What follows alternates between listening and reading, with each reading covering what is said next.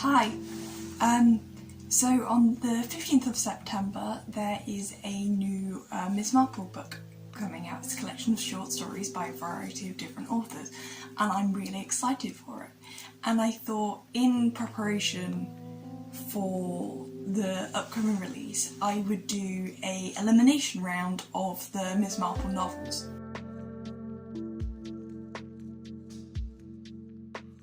There are more Miss Marple stories than I'm going to be reading today, so I'm only going to be going for the ones that are actual novels, so that's one mystery per book, as opposed to the ones that have a collection of short stories in them.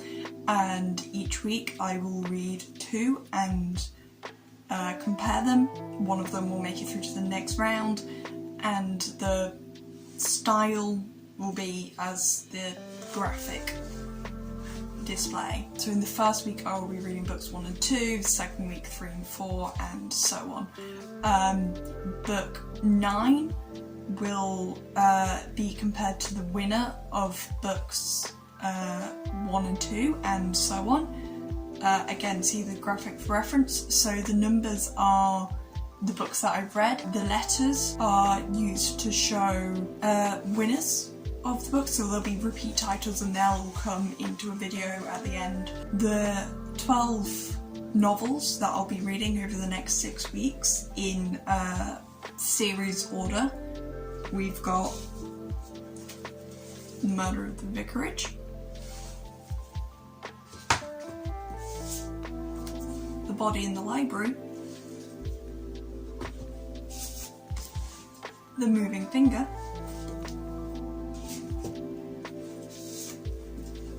A Murder is Announced, They Do It With Mirrors, A Pocket Full of Rye, 450 from Paddington,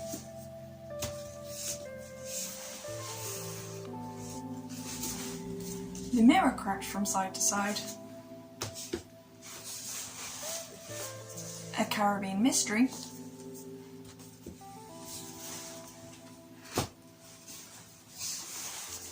At Bertram's Hotel, Nemesis,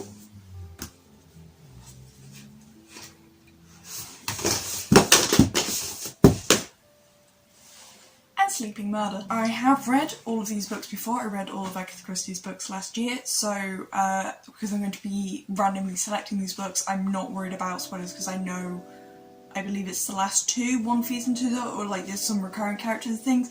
I'm not worried about that from the spoilers perspective because I have read these before, but I thought it'd be a really fun thing to reread. To make these random, I wrote the names on some paper stars and put them in this gumball machine, and I am now going to draw the first 2 titles that I'll be reading this week, and then I will come back in a few days once I've read them and be comparing the 2. So the first one we have is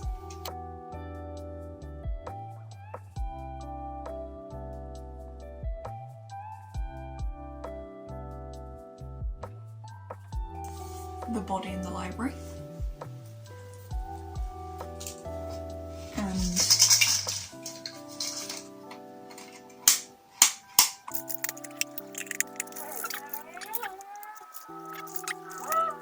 don't buy cheap props, they don't work.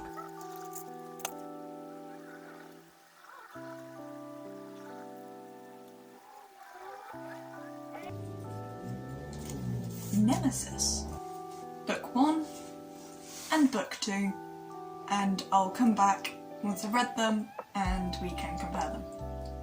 See you in a bit. So it's been a few days and it's time for me to compare these 2 books and see which is better. To start off with, The Body in the Library.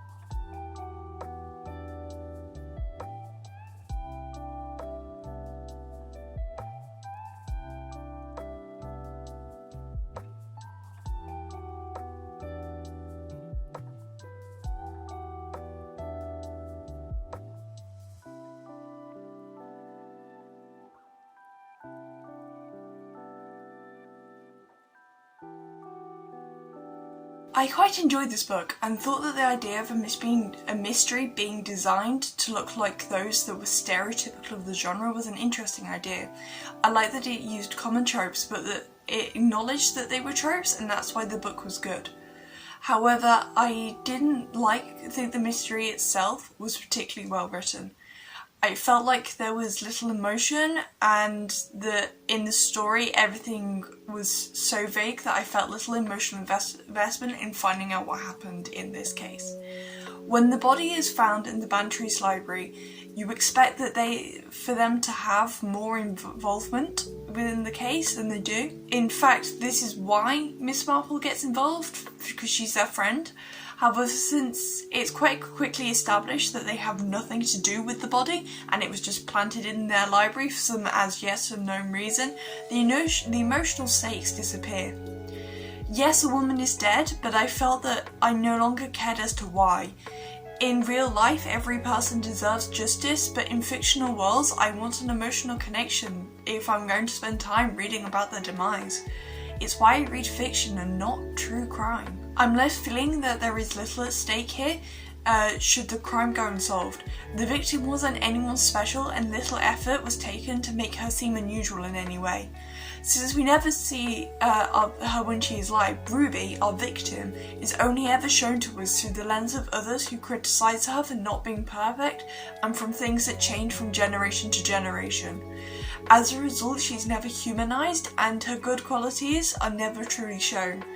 No one seems to be particularly upset that she's dead. No one seems to mourn her particularly, so I don't feel her loss too much. This book feels like it lacks scandal and drama. For most of the book, people are trying to find one. Potential lovers, quarrels, and film career dreams are constantly hinted at and searched for by Marple and her fellow detectives, but they never show up. I'm left feeling like this story lacks something that it keeps on trying to find. I think that there is a good story here, but it needs telling from someone else's perspective.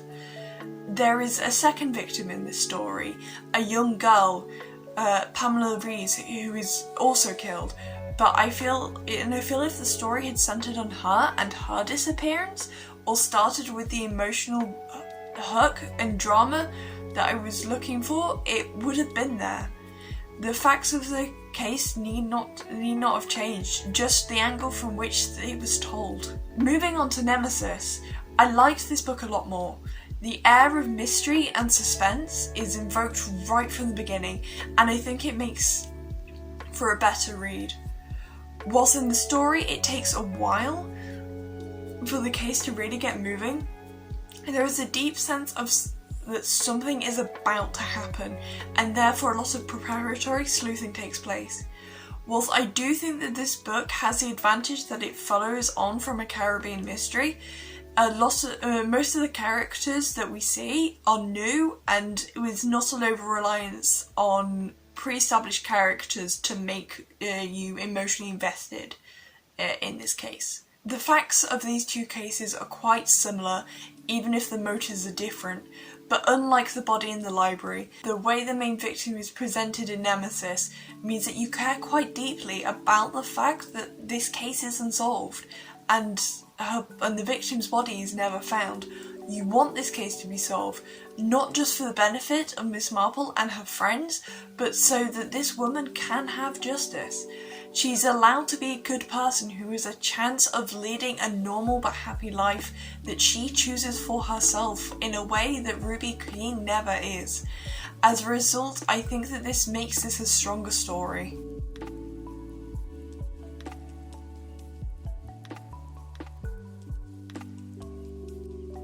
I think it's fairly obvious which of these two books is going through to the next round, but I've developed a system that is totally not inspired by a certain podcast. The crime scale. Each book will be compared to each other on 5 things I think makes a good mystery novel, and the one that wins the most moves forward. The first category is characters. How much did I care about the characters in the story? Based on my previous discussions of the books, this one goes to Nemesis without question. Everyone seems to be in the story for a reason, and they all had interesting points about them that are explored to varying degrees, whereas the body in the library just felt a little flat in that regard. The next is representation. How diverse was this book? Like most of the Agatha Christie books, the representation of diverse characters is minimal and often negative. These books, from my lens, are quite light on this, though there was casual xenophobia and suspicion of foreigners in both works that remains prevalent in British culture today. I do, however, think that Nemesis has a closeted lesbian couple in it in the form of Miss Cook and Miss Barrow, who, whilst in the end are revealed to be for the colleagues working for the protection of Miss Marple, they spend most of their book acting as a couple going on holiday together. They are seldom, if ever, seen apart, and seem to be happy at having been able to secure a very nice double room. Therefore, I ship them, I think they're a couple, and I have a theory that they're in a relationship with each other. For this reason, I give Nemesis the point. The third character is the investigator. How well does the detective solve this case? Are they competent, or does it kind of just fall into their lap and you don't really see them work for it?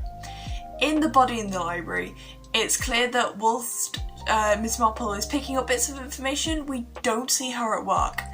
We learn things, but there is also a lot that we don't see happening, and information that is only presented to us when the conclusion for which it is the premise is shown. Furthermore, there are relationships that are not seen but only reasoned to, and then when they announced, it feels like Miss Marple is making lucky guesses when she makes her statements, because we're not given all of the facts. On the other hand, in Nemesis, we see her actively trying to find clues and gaining information. We also listen to her talk to different people and try and we see her piecing bits together and trying to work out how to solve the puzzle. And you get the impression that she had to work hard to solve the case. Therefore, again, I think Nemesis gets the point on this one. Whilst it's clear that Nemesis is going through to the next round, for the sake of completion, I'm going to talk about the other two letters. M stands for motive. How much, just looking at the bare bones of the case, do the crime make sense?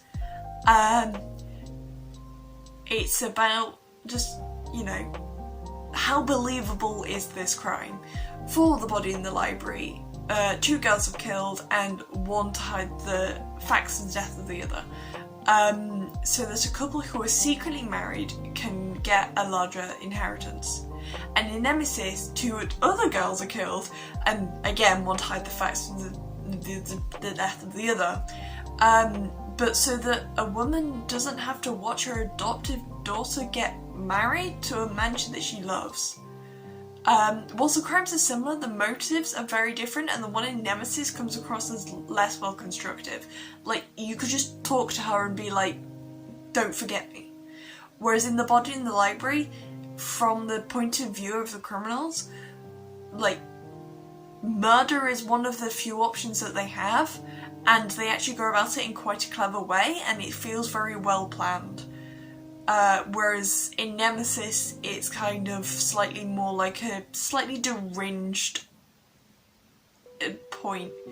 And so for once, I actually give The Body in the Library this point and not Nemesis.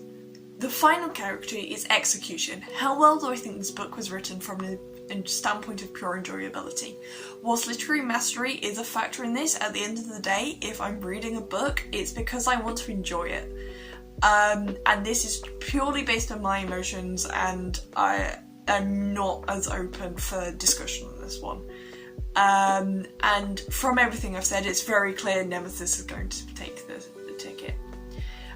Now that we know which of these is moving forward, so I'll pop that one down because it is out of the competition, leaving us as Nemesis. Let's find out what I'll be reading next week. So I've got the remaining titles in my little gumball machine. I'm going to take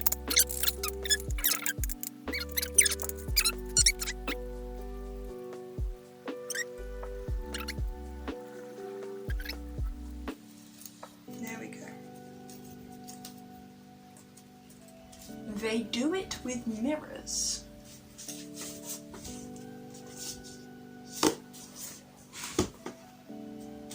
And our second title